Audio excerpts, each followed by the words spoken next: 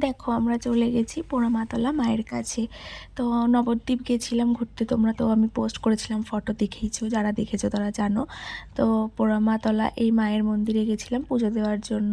ওই যে দেখো ফুলগুলো আছে না, অনেক মালা টালা, ওর ভেতরেই ঠাকুরটা আর কি, পুরো গাছটা জুড়েই পুরো মন্দির। ওই গাছের ভিতরেই আর কি মা থাকে। বেশ অনেক দিন পর গেলাম, সেই গেছিলাম প্রায় 1.5 বছর মতো, কি তার একটু বেশি হবে তখন।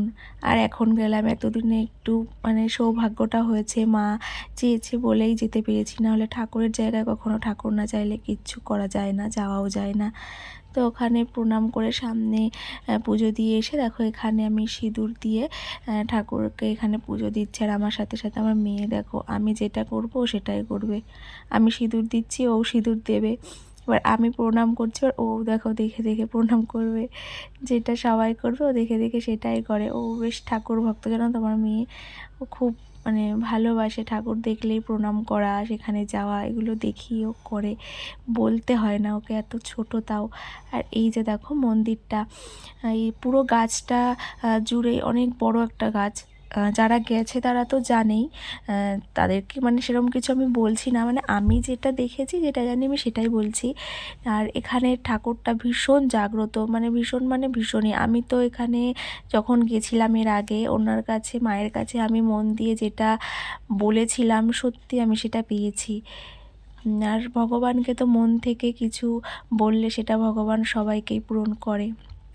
তারপর ওখান থেকে দেখো আমি বাইরে এসেছি, এসে এখানে ধূপকাঠি মোমবাতিগুলো জ্বালানোর জন্য।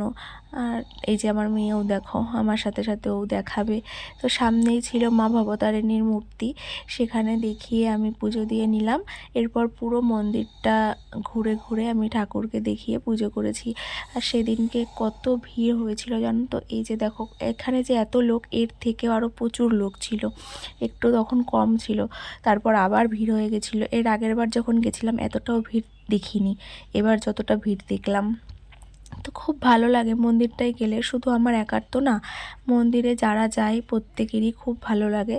আর মন্দিরটা ভালো লাগার মতোই একটা জায়গা, এমন কেউ নেই যে মন্দিরে গেলে ভালো লাগবে না।